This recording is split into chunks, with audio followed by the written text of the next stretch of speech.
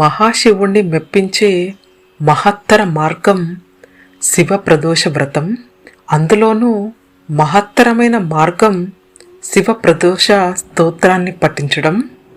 పరమశివుడు ప్రసన్న వదనుడై ఆనంద నృత్యం చేసే ప్రదోష సమయంలో శివ ప్రదోష స్తోత్రం పఠించడం వలన సకల ఐశ్వర్యాలు ఆయురారోగ్యాలు సిద్ధిస్తాయని అంటారు.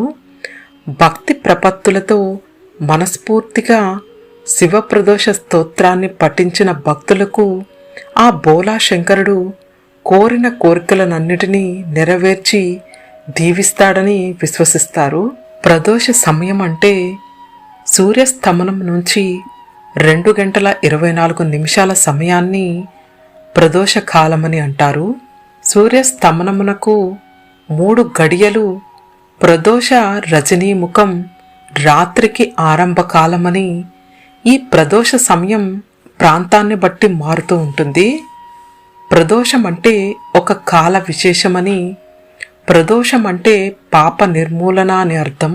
కాబట్టి ప్రతిరోజు సూర్యస్తమన సమయముకు తిథి మారితే అప్పుడు ప్రదోషం కలిగే అవకాశం ఉండి త్రయోదశి నాడు కలిగే ప్రదోషాన్ని మహాప్రదోషమని అంటారు. మనము రోజు ఎన్నో పాపకర్మాలు చేస్తూ ఉంటాము.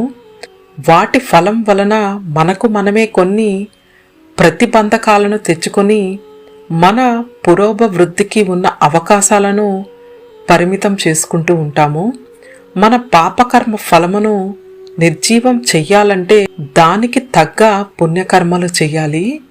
ఈ త్రయోదశి ప్రదోషం మనకు దేవుడిచ్చిన వరంగా ప్రదోష కాలంలో పరమేశ్వరుడు ఏకకాలంలో 2 రూపాల్ని ప్రదర్శిస్తూ ఎడమ భాగాన పార్వతి, రెండవ భాగాన పరమేశ్వరుడి రూపంగా అర్ధనారీశ్వరుడిగా దర్శనమిచ్చే కాలం ఈ ప్రదోషకాలం.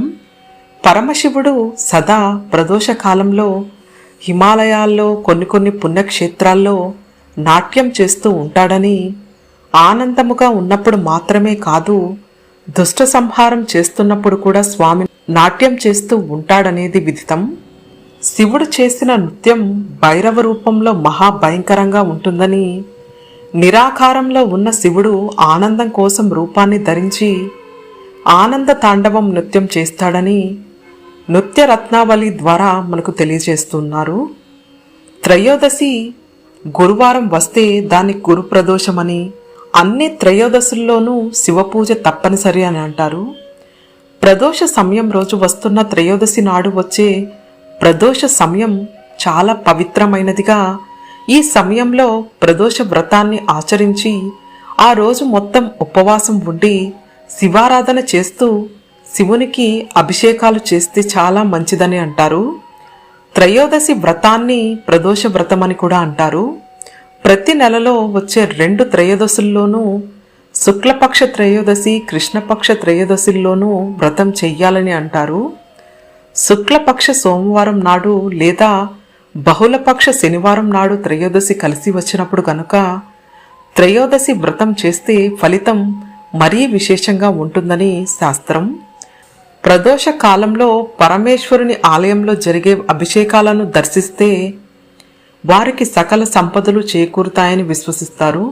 ముఖ్యంగా ఈశ్వరుడికి జరిగే అభిషేకంతో పాటు నందీశ్వరుడికి జరిగే అభిషేకాన్ని వీక్షించే భక్తులకు పుణ్యఫలం సిద్ధిస్తాయని నమ్ముతారు.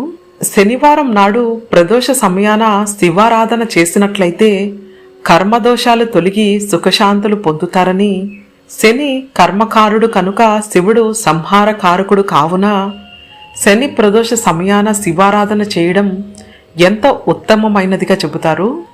అదేవిధంగా ప్రదోష కాలంలో శివ ప్రదోష స్తోత్రం చాలా పవిత్రమైనదిగా భావిస్తారు.